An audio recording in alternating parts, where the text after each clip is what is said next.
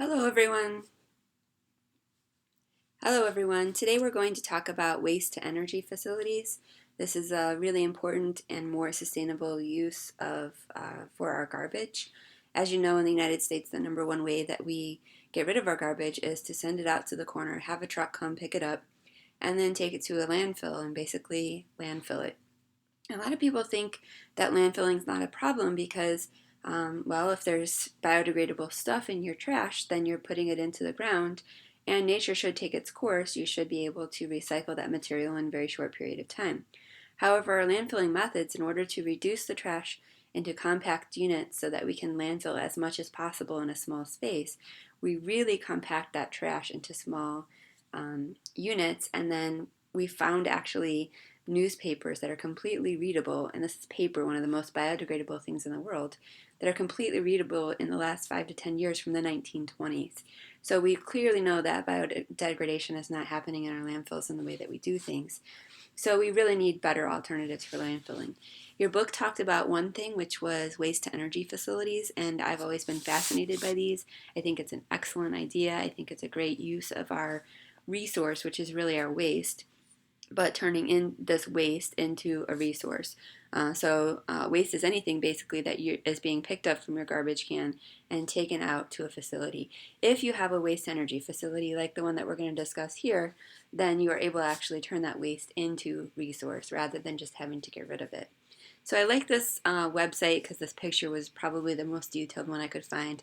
This is from Delta Way Energy, deltawayenergy.com if you're interested in looking at it.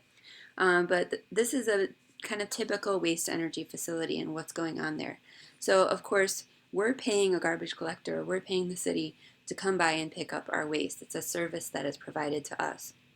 Of course, hopefully before all of this, we've recycled everything that's possible to recycle, and if not, then this waste energy facility is going to try to recycle that. So one thing they didn't show you in this picture was the conveyor belt and the sorting process. So before the sorting, if it's a good waste energy facility that's very sustainable, they'll have a nice conveyor belt going on where people are actually sorting off any recyclable materials. That would include plastic, metals, and glass. Then anything that's not recyclable is going here into this tipping floor or this pit. And the pit we're going to then take with a crane the materials up and put it into this boiler. A boiler has obviously high heat combustion going on, and as the waste gets burned, then it's basically our energy source for combustion. So the waste gets burned, and what happens is all of that heat energy, I'm sorry, this keeps flashing at you, all of that heat energy then can be put to use. Remember, all of the electrical power systems that we talked about need a primary energy source, and that primary energy source for a long time in the United States has been coal. But we could use anything as a primary energy source, and in this case, we're going to use trash. We're going to use trash being combusted or heated to generate steam. So what we can do is we can run these pipes over the top of the burning trash with water in them. The water then gets vaporized into steam, and we can use that steam then to generate electrical power. So this boiler then is hooked up to a steam turbine, which runs an electrical generator. This is a very significant source of electricity, actually, for the communities around these waste-to-energy facilities, and I'll come back to that in a minute. However, that's not the end of the story. Here we're taking what would be a waste product and we're turning it into something that's useful, using it as a primary energy source to run an electrical power generator. However, that's not the end of the story. We have also collection at the forefront of collecting reusable and recyclable items. And one particular really expensive recyclable item is metals. So this facility can actually get quite a bit of money from their metal recycling. The last figure I saw was about $1,000 per day that they're collecting in metals that can be sold off for recycling purposes. So that's a very significant source of income for the company, which is great for them, although we're paying them to be able to do this. And then, so we have metal recycling, we have plastic recycling, we have glass recycling, we have energy, electrical generation.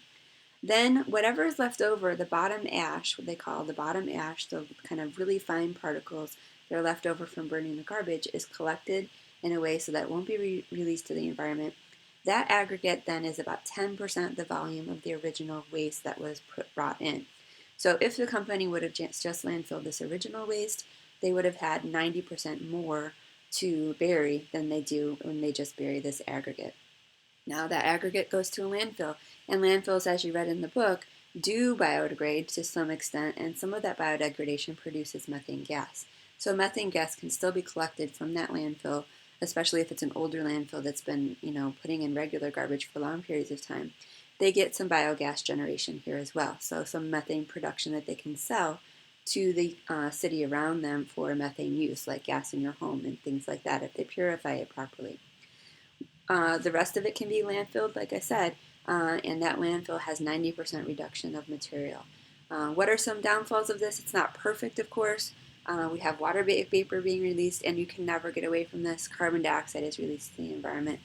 But it is a significantly less amount of carbon dioxide than if we just straight burn the garbage without any kind of waste to energy facility.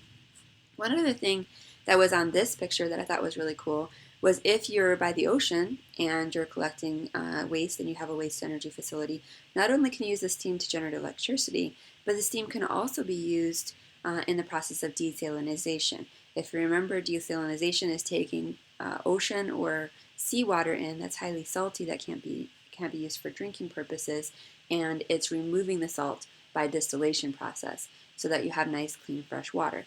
That, of course, takes energy, and here we could hook up our waste energy facility to a desalinator to be able to provide fresh water products. If you do that both, then you can produce electricity, you can produce fresh water. You have less, still significant, but less types of particulate matter and other things going into the atmosphere than you would if you were just burning the garbage. You get to recycle the metal and all of that, and then you potentially could get some methane use out from the landfill over time as well.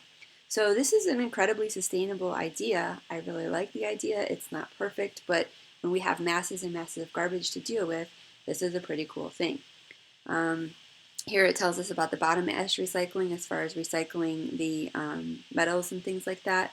It says ash is generated at a ratio about 10% of the waste original volume. As I said, 90% less than would normally be having to be put into the landfill, and 30% of the waste original weight.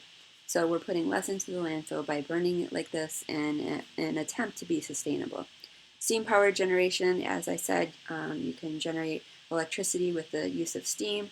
Capturing metals, here's the metal part, is injected to remove any kind of heavy metals also that might be dangerous for going into the landfill and getting into the water system. Of course, we don't want that. Some treatments that are done. This is some more information if you'd like to read about it. But what I wanted to show you was down here, 1,000 ton per day waste energy plant. So per day, this is how much waste is being processed, is enough electricity for 15,000 households. Each ton of waste can power a household for a month. So that's really, really incredible.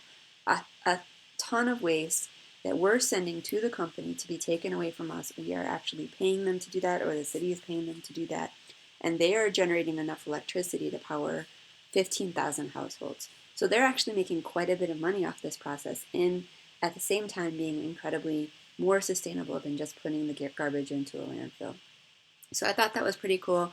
I hope that enlightens you about the idea and the concept of a waste to energy facility a little bit more than the book did. And I hope you check this out in our area and see where the closest waste to energy facility might be.